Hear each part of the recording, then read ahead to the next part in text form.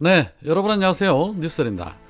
뉴스원이 한국갤럽에 의뢰해서 지난 8, 9일 서울시 마포구 선거구에 거주하는 만 18세 이상 남녀 502명을 대상으로 실시해서 오늘 공개한 여론조사에서 내일이 국회의원 선거일이면 누구에게 투표하겠느냐라는 질문에 민주당의 정청래 의원 49%, 국힘당의 함은경 후보 33%, 녹색정의당의 장혜영 의원 5%, 없다 6%, 모름 응답 거절 6% 조사가 됐습니다. 정청래 의원과 함은경의 격차가 무려 16%나 차이가 납니다. 사실상 게임 끝났다고 봐야겠지요.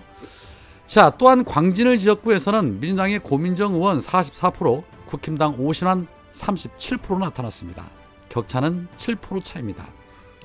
한강벨트로 불리는 이 두 곳에서 민주당이 국힘당의 상당한 격차로 앞서고 있다는 것은 이번 총선에서 윤석열 정권 심판 여론이 거세게 불고 있다는 것을 확인할 수 있는 부분입니다. 물론 그러나 총선에 아직도 30일이라는 시간이 남아있기 때문에 안심해서도 안 되고 방심해서도 안 되죠. 더 가열차게 이 윤석열 심판론을 띄워야 합니다. 그런 가운데 민주당이 이재명 대표를 중심으로 해서 이해찬 전 총리와 김부겸 전 총리 이 3인 체제로 선대위를 꾸릴 것으로 알려졌다라는 보도가 있었습니다. 이 세 분은 상임선대위원장으로서 공천 갈등을 겪은 당의 통합을 도모하고 선거 국면의 중심을 잡는 역할을 맡을 것으로 전해졌으며 민주당은 이 같은 내용의 선대위 구성을 이르면 11일 발표할 계획이라고 합니다. 선대위 위원장으로 거론이 됐었던 정세균 전 총리는 노무현재단 이사장직을 맡고 있어서 위원장직 제안에 답을 주지 않았다고 합니다. 또한 민주당이 이번 총선을 앞두고 영입한 인재들도 공동 선대위원장으로 활용할 계획인데 그동안 당내 일각에서는 젊고 참신한 인물에 선대위원장직을 맡겨 총선 전면에 내세워야 한다는 의견이 제시가 되면서 이탄희 의원 등이 거론이 되기도 했지만 이탄희 의원 본인이 고사했다고 합니다. 역시나 끝까지 민주당에 도움이 안 되는 것 같습니다.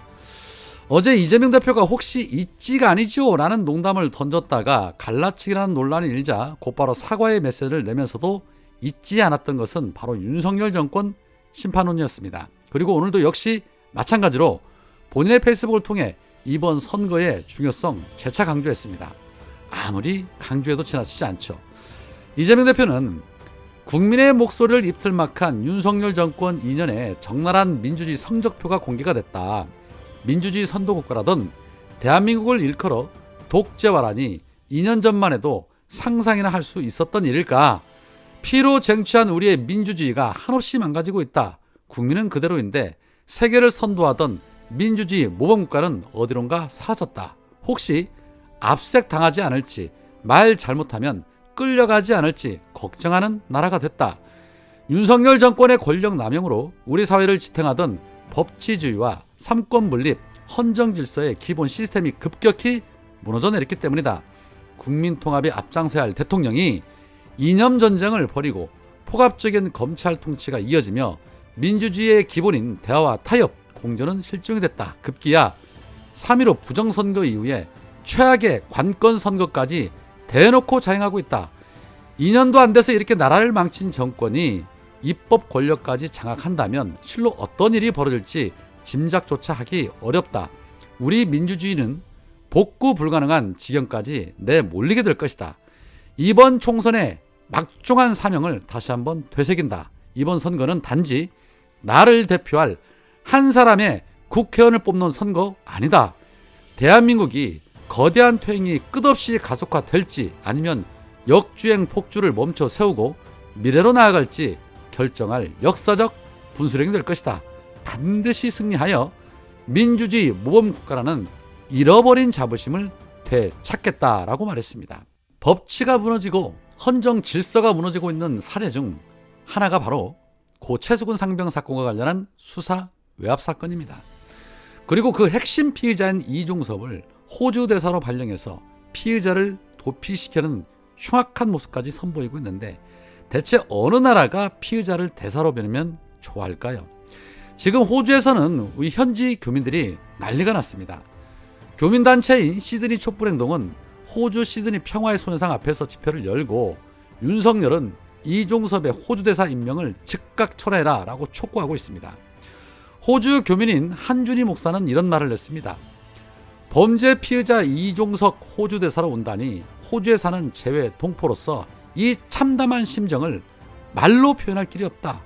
어처구니 없는 윤석열의 피의자 도피 지시 때문에 멀쩡하게 외교 업무 수행 잘하고 있던 김한중 대사는 불과 13개월 만에 본국으로 소환이 된다. 이종섭 호주 대사 임명을 즉각 철회해라. 이종섭은 호주로 도피할 생각 포기하고 지금 즉시 자진 사퇴하라 라고 목소리를 높였습니다. 정말 국제망신입니다. 입장을 바꿔서 생각하면 간단합니다. 만약에 호주에서 출국 금지된 범죄 혐의자를 우리나라 대사로 보낸다고 생각을 한번 해보십시오. 출국 금지된 범죄 혐의자를 타국의 대사로 보내는 나라 또 있습니까? 전 세계 그 어느 나라도 자국의 얼굴을 대신하는 대사로 범죄 혐의자를 보내지는 않습니다. 그 나라의 수준이기 때문입니다. 그러니 우리 호주 규민들이 난리가 날 수밖에 없는 것이죠. 이재명 대표가 이 총선 승리의 중요성을 강조하면서 스웨덴 연구기관이 발표한 민주주의 보고서에 대한 기사를 올렸습니다. 이 보고서에는 한국을 민주화에서 독재화로의 전환이 진행되는 국가 중 한 곳으로 꼽았습니다. 정말 참담한 일이 아닐 수가 없죠. 보고서는 민주화가 독재화로 전환 중인 국가를 소개하며 그리스, 폴란드, 홍콩, 인도 등과 함께 한국을 꼽았습니다.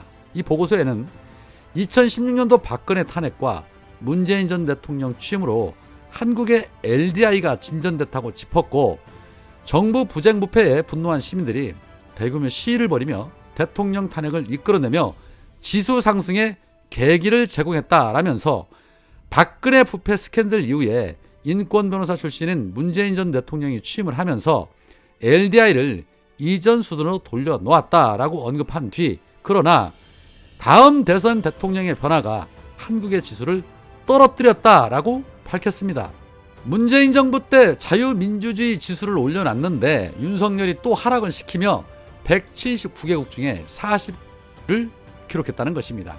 그 대표적인 예로 윤석열 취임 이후에 성평등에 대한 공격, 전임 정권 및 야당을 향한 강압 조치가 이루어졌다는 점을 근거로 들었고 또 한국의 언론 자유에서도 정부 비판이 위축된 나라 20개국 중에 한 곳으로 지목이 됐다는 겁니다. 그야말로 이 민주주의 국가였던 대한민국이 윤석열 취임 2년 만에 독재국가 됐다는 것을 해외 보고서가 말해주고 있는데 날이 갈수록 독재의 횡포는 더 노골화될 것이고 부패비리 범죄 지수 역시도 당연히 올라갈 것이며 무능의 극치로 인해 국가 경제는 더 폭망하게 될 것은 자명한 일입니다.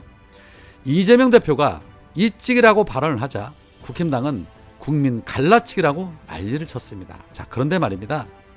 일찍 하신 분들은 본인들이 일찍 했다고 자랑스러워 하는데 이찍들은 왜 그 소리가 그렇게 싫을까요? 창피하니까 그러는 겁니다. 본인들이 잘못했다는 것을 알고 있기 때문에 인정하기 싫어서 그러는 것입니다. 특검을 거부하는 자가 범인이다. 왜 거부합니까? 죄를 지었으니까 거부하는 겁니다. 죄를 지은 자가 특검을 거부했습니다. 그렇다면 우리는 투표로 심판하면 됩니다. 오늘은 여기까지입니다. 고맙습니다.